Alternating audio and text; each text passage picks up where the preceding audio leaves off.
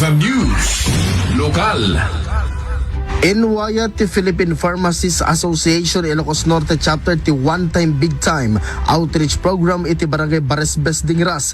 Dito'y akabinulig ti PPHA Ilocos Norte, dagiti kaming ti Ilocos Norte Medical Society, Philippine Dental Association Ilocos Norte, Philippine Red Cross, Integrated Bar of the Philippines Ilocos Norte, Provincial Health Office, RDA Drugstore, Tactical Operations Group 1 AFP, 77th Infantry Battalion Philippine Army.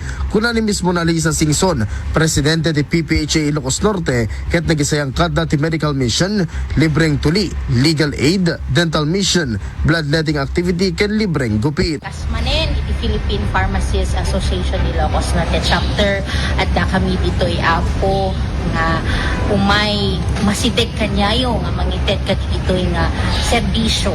Dito'y anak pala usi panagyaman ni Miss Singson kanagiti amin ang nakipagpaset iti daytoy nga aktibidad ken malaksid iti dayta ken nagisayang katapa iti tree planting ken coastal cleanup kanagiti nagduduma a lugar. May nag iti daytoy ket nagyaman put iti kapitan iti nadakamat a barangay.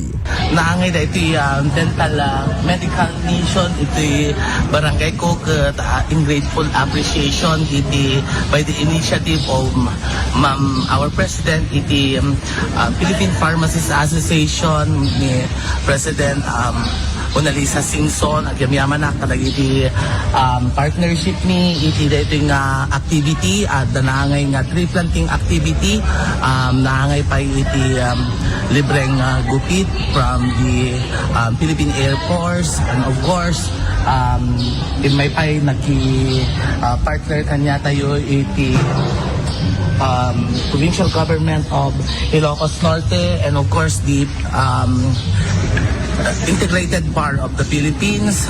Kasama iti dito'y partnership pa iti RDA Pharmacy for sponsoring the libreng agas nga may ipaay ka na iti kabarangaya kalakot at yamyaman na ako Diyos mo na iti agina. Kabayatan na ipasigurado ni Miss Singson nga agtultuloy ti advokasya ti PPHA at tumulong kadagiti tattao.